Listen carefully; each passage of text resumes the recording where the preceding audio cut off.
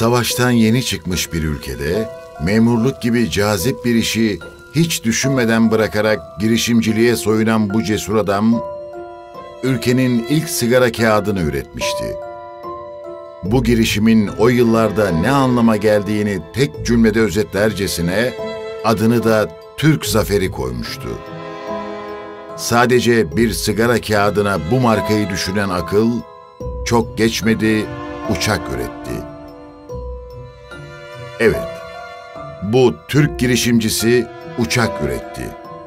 Bununla da kalmadı, pilot yetiştirmek için Yeşilköy'de arazi alıp Gök Okulu da açtı. Ancak devlet siparişleri iptal etti. Türkiye'nin ilk uçak fabrikasını öz sermayesiyle kuran Nuri Demirağ, bu kapıdan son kez çıkarken aklında yeni Türkiye'nin kapısını aralayacak mektubu tasarlıyordu. Demirağ bu kapıyı kapatırken tarihe bir başka kapı aralıyordu.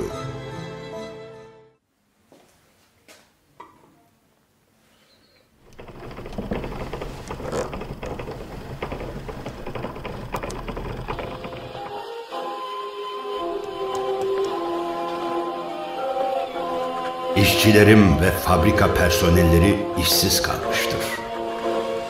Esasen şimdiye kadar tam ve kamil bir mesai sahası da bulamamışlardır.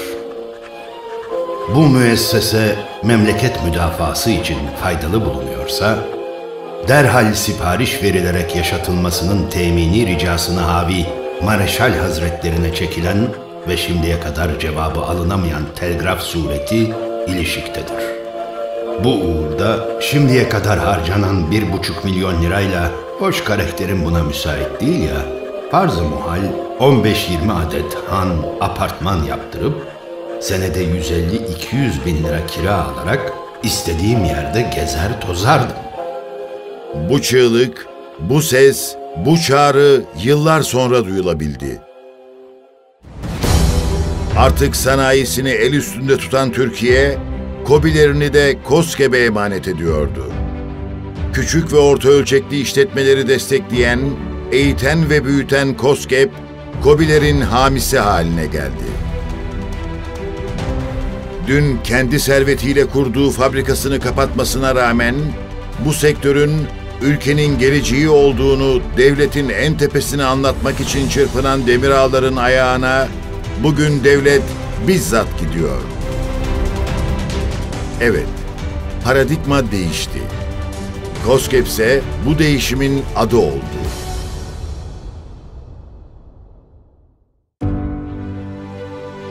Demirağ, devletin en tepesine yazdığı mektuba hiç yanıt alamadı.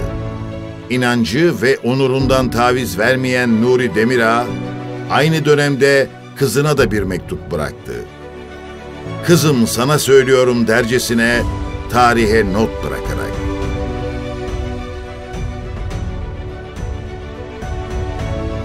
Kızım Mefkure, 30 yıl erken dünyaya gelmişim. 30 yıl sonra gelseydim, tüm projelerimi hayata geçirebilirdim.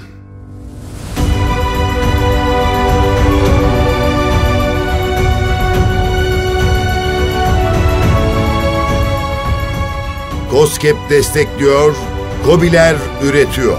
Yeni Türkiye, yeni KOBİ ve yeni girişimciyle inşa ediliyor.